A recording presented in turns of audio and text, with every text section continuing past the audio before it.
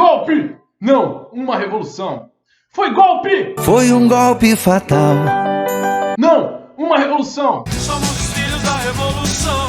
Roda a vinheta! São Paulo dá café, Minas dá leite de aveia, Isabel da Santa. Olá pessoal, eu sou o professor Sávio e na aula de hoje falaremos sobre o famoso golpe de 1930, ou Revolução de 1930. Bom, com vocês, um dos maiores protagonistas dessa época, é melhor ele falar, Getúlio Vargas. 1930, com muita luta e muita garra, vencemos uma revolução. Mas e aí, 1930 no Brasil, foi uma revolução ou foi um golpe? Precisamos definir muito bem a diferença entre revolução e golpe de Estado.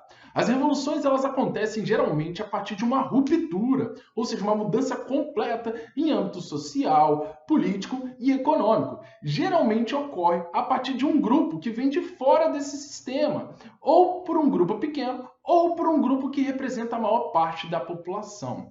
Essa ruptura ela se dá no âmbito das leis, do comportamento e dos sistemas econômicos. Isso pode ocorrer de forma gradual, simples e devagar, vamos dizer pacífica, ou pode ser também feito de forma violenta e abrupta e rápida. Temos como principal exemplo a Revolução Francesa. Por outro lado, os golpes de Estado são realizados por grupos que já fazem parte do próprio Estado ou da disputa política pelo Estado, no caso, uma elite política, ou até mesmo por entes desse Estado, no caso, militares.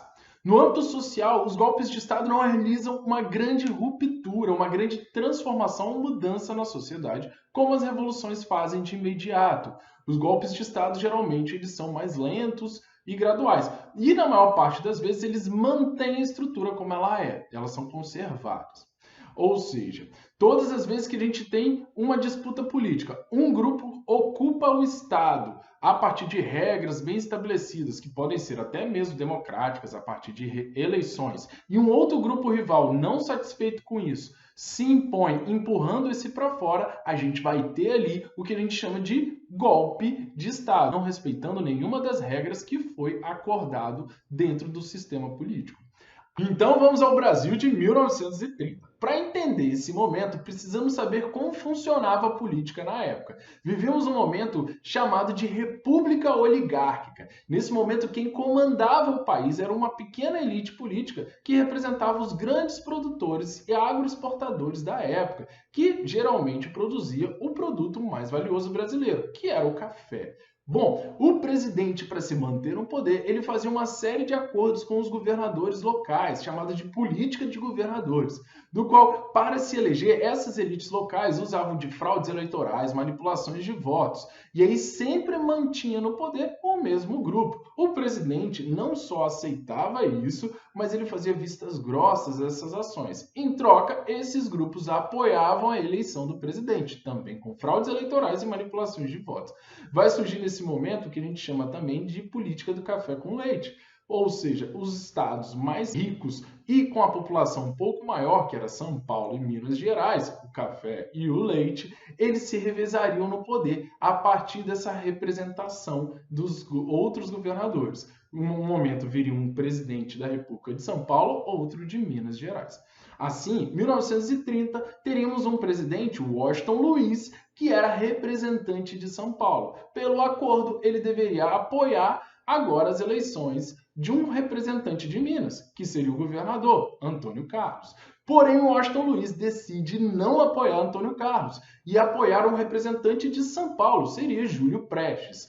Antônio Carlos não só fica insatisfeito com a situação, como resolve romper o acordo com São Paulo e apoiar um outro candidato e formar uma outra aliança, um grupo que formaria Minas Gerais, Rio Grande do Sul e a Paraíba, formando a Aliança Liberal. Essa Aliança Liberal, ela surgiria como algo novo para a política brasileira, porque ela juntaria ali propostas e reivindicações de grupos políticos que estavam excluídos da política brasileira até então, como trabalhadores, com a população da classe média. E aí tinha algumas propostas novas, como eleições com menos fraudes, mais moralizadas, daí a proposta de voto secreto, direitos trabalhistas junto com grupos de trabalhadores, que era uma exigência muito comum em greves e manifestações da década de 20, e também uma anistia aos tenentes presos durante o movimento chamado de tenentismo, além de uma solução para a crise econômica que tinha iniciado no Brasil desde 29. Um assunto que já falamos em aulas anteriores da crise de 29. Então viria as eleições. De um lado teríamos a Aliança Liberal com o candidato presidente Getúlio Vargas e o seu vice João Pessoa, da Paraíba, e do outro lado teríamos Júlio Prestes representando São Paulo. Então adivinha quem ganharia essas eleições no pleito de março de 1930? Júlio Prestes venceria as eleições em março de 1930, com 1.091.709 votos, contra a Aliança Liberal, com 742.794 votos. Nós sabemos que naquela eleição, sem dúvida alguma, a manipulação de votos, a corrupção nas eleições aconteceram. Porém, tanto Getúlio Vargas, Antônio Carlos e João Pessoa, que eram do grupo da Aliança Liberal, aceitam o resultado e cada um volta para os seus respectivos locais eleitorais, os respectivos estados. Mesmo que dentro da Aliança Liberal havia um grupo de tenentes que ainda levantava a ideia de que, se não vencermos nas urnas, venceremos ainda nas armas. Mas tudo foi se acomodando, até que ocorre um dos principais acontecimentos dessa época. No dia 26 de junho, ocorre um assassinato. É assassinado na cidade do Recife, na famosa Confeitaria Glória, no centro da cidade, de seu vice, João Pessoa. Ele é assassinado a 3 tiros a queima-roupa de imediato. Logo, muitos começam a levantar a hipótese de que teria sido um crime de mando. E quem teria mandado matar seria Washington Luiz e Júlio Prestes, direto da capital, Rio de Janeiro. Porém, logo se descobre que o crime é passional, que teria sido realizado por um advogado chamado João Dantas, que era um político na Paraíba, e realmente ligado a grupos de oposição a João Pessoa, lá na Paraíba. Porém, João Dantas deixava muito claro, ao matar João Pessoa, de que ele teria se vingado por sua honra ferida. Ele teria sua honra ferida. Em qual motivo? Meses antes, João Pessoa, como governador da Paraíba, teria mandado a polícia da Paraíba devassar o escritório do advogado, onde teriam encontrado cartas, escritos de um relacionamento às escondidas que João Dantas teria com a professora e poetisa da Paraíba chamada Anaíde Beris. Anaíde Beris era considerada uma das mulheres mais diferentes e revolucionárias da Paraíba daquela época. Era uma mulher que tinha um cabelo curto, vestia roupas um pouco mais curtas, fazia questão de fumar, escrevia muito bem, era uma poetisa e gostava de discutir política, algo que para a época seria impensável para as mulheres. Então, quando esses escritos, esse relacionamento escondido vem à tona, é divulgado em quase todos os jornais. E, de certo modo, João Dantas é mostrado nos jornais como um cara pervertido e traidor do estado da Paraíba, porque tentavam se fazer ligação de João Dantas com o governo federal contra o estado da Paraíba.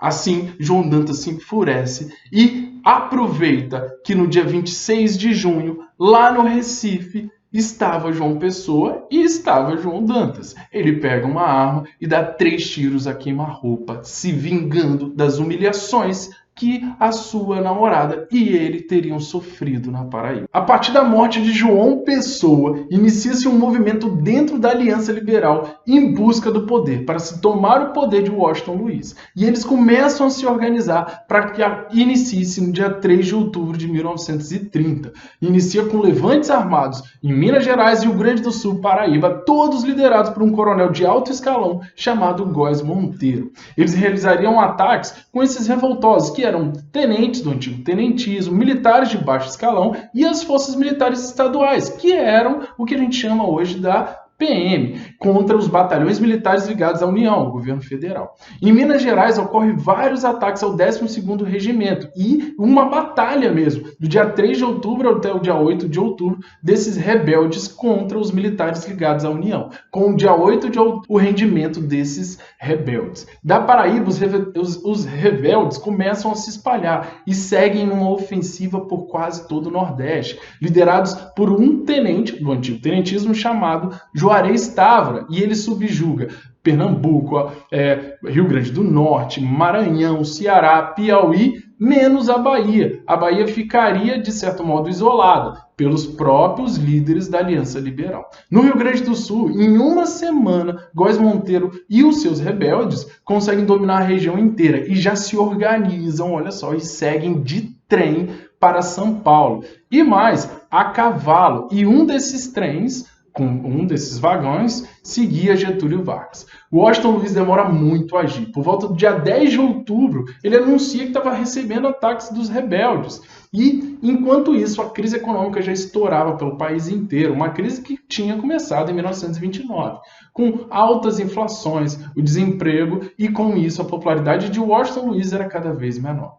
O alto escalão do Exército e da Marinha cada vez mais já se ligava a esses rebeldes e não dava mais qualquer tipo de lealdade ao presidente, ao ponto de os generais apresentarem um ultimato pedindo a renúncia do presidente, que só vem acontecer no dia 24 de outubro, às 7 horas da manhã. Washington Luiz é preso, é deposto, é levado para Porto de Copacabana e um mês depois ele é exilado para a Europa.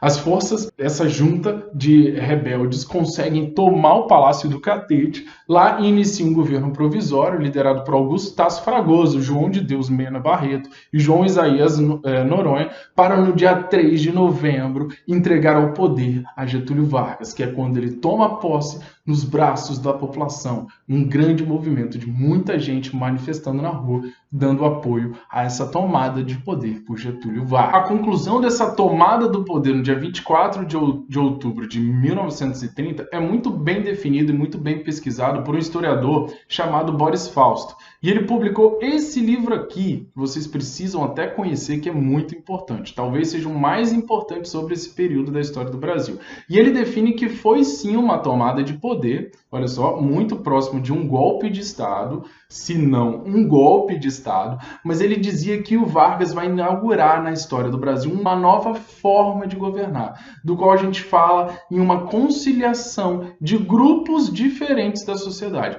Vargas não só toma o poder, mas ele mantém as estruturas anteriores e acomoda junto dessas estruturas novos grupos que antes não participavam da política, como a gente veio falando. Ou seja, e além disso, ele começa a acomodar junto desses grupos reivindicações que até então sempre se quis e sempre se lutou na história do Brasil, dos anos 20, dos anos 10, e não se alcançava. E aí Vargas seria esse governante que tomaria o poder e acomodaria junto dele grupos que antes eram muito distintos. No caso aqui, seriam os próprios tenentes, que vinham no movimento desde a década de 20, uns movimentos ligados aos trabalhadores, e também movimentos ligados até às mulheres, né? O caso do voto feminino, que vai surgir logo depois, os direitos trabalhistas, e esses tenentes passam a ser os intentores do Vargas dentro dos estados. Bom, pessoal, chegamos ao fim do vídeo. Espero que vocês tenham gostado e que isso possa ter contribuído de algum modo nos conhecimentos de vocês.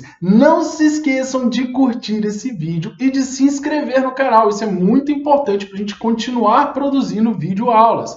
Outra coisa, deixei na descrição desse vídeo vários livros que informam o que a gente disse até aqui, extremamente importante. E outra coisa, perguntem, gente, tenham dúvidas, vamos discutir esse assunto, é extremamente importante. Bom, fico por aqui, muito obrigado, um abração e bem lembrado!